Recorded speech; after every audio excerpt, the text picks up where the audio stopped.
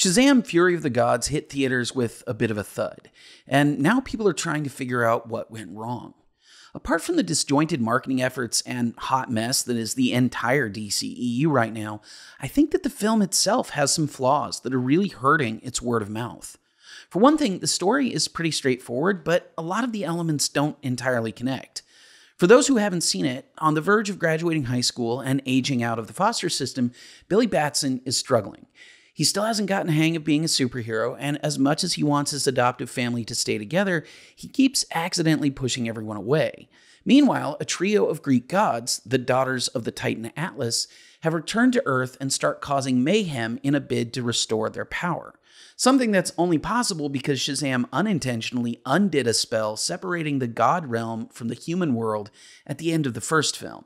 And, of course, in order to stop them and protect Philadelphia and the rest of the world, Shazam's whole team needs to come together and save the day. That's all fine, and there are certainly a bunch of fun moments.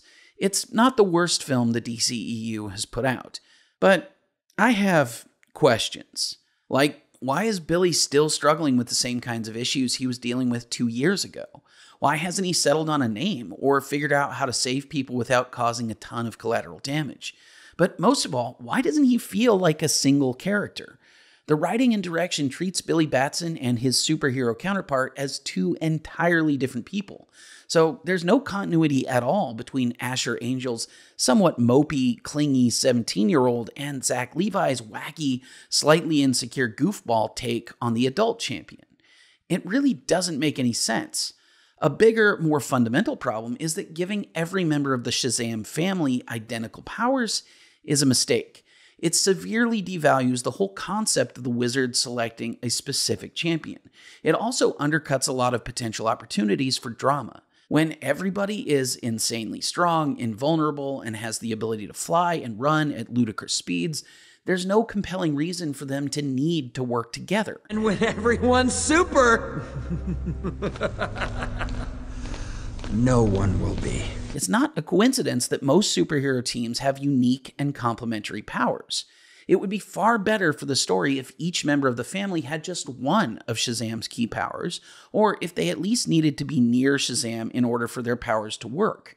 Their comparative vulnerability would raise the stakes of every conflict in the film, giving them a clear motivation to work together to solve problems, while also making Shazam more central to the plot, which you'd think would be important in a movie about Shazam. Don't get me wrong, I think Zachary Levi is great in this role. I also think both Helen Mirren and Lucy Liu were having a blast playing villainous gods, and I think it's a shame that the film isn't doing very well.